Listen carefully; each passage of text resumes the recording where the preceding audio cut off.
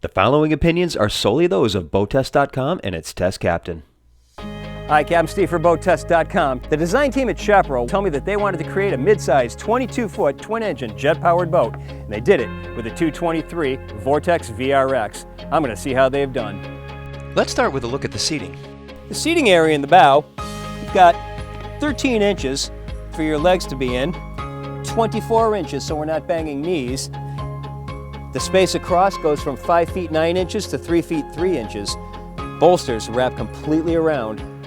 Companion seating over to the port hand side, quite comfortable. Padded armrest up above. Forward, lifts up for storage. There's a stereo with MP3 port, and notice the raised lip to keep your items in place. When water sports are in the plan and you need an observer, flip the seat back forward. We have aft-facing seating. The glove box now becomes the backrest. This 22-foot boat seats 10 people. The captain gets a premium upgraded bucket seat, and notice how Chaparral puts the controls for the seat on the side instead of having you hunt down underneath, and they're clearly labeled rotate and forward and back. Not many builders would bother with making elliptical handrails, but it is easier for a small hand to wrap around it, plus it's something that Chaparral does in-house. The pedestal table has a base in the cockpit and at the transom for mounting. There's dedicated storage in the helm console. The usual storage underneath the seats, except for this port hand seat, has dedicated storage for a 25-quart cooler. Additionally, we have storage under the port console. Naturally, we've got the normal storage under the two side seats, but this forward seat has a step, non-skid, to get you to the bow, and underneath is a self-draining cooler. Let's talk about this tower. Never have I seen padding on the side. Of course, it's easily collapsible. Look at the powder coating. It's textured to give it a little bit of a firmer grip. Now, even the bimini top has some interesting features of its own.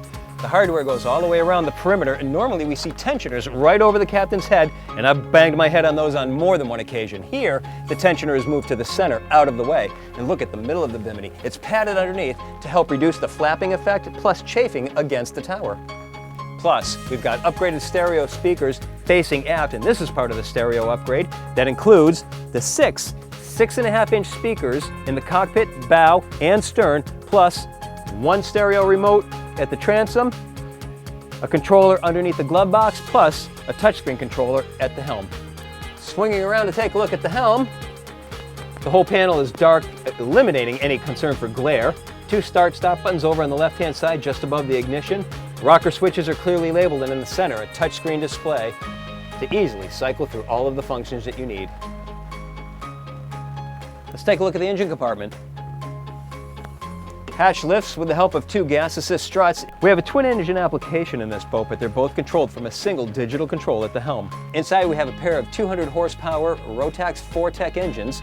Details of this better seen outside the boat. Let's take a look. Here we are with a cutaway model attached to a section of the hull. Let's take a look at some of the features.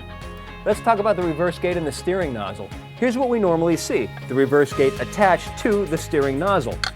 Chaparral's Rotax does it a little bit differently. Let's take a look. Here we have the engine in the forward position. Water comes blasting out the nozzle, and we steer the nozzle as normal, but when we shift into the neutral or reverse position, we have the added benefit of lateral thrust control. So now you have much more maneuverability at the dock when you're shifted into neutral or the reverse positions. Moving forward, we have a grate under the hull that prevents large objects from getting sucked into the impeller. Now normally, we see access for the hand to come down and clear things away from the shaft, but Rotax does things a little bit differently. They protect the shaft from the outset with a shroud all the way around the shaft. On the Rotax, the ride plate is actually a heat exchanger. There's a hose attached to it that comes forward, connects to the thermostat and the water pump. That, in effect, gives the Rotax a closed cooling system. Great feature for saltwater boaters. With the twin 200 Rotax engines turning 7850 RPM, we reached a top speed of 52.9 miles per hour with a 32.8 gallon per hour fuel burn. Best cruise was at 5,000 RPM, which had us running at 25.9 miles per hour while burning 8.1 gallons per hour. That meant that we could keep going for 144 miles in over 5.5 hours. But she was most impressive in her acceleration. She planed in 2.1 seconds, reached 20 miles per hour in 4 seconds, and continued accelerating through 30 miles per hour in 6.2 seconds.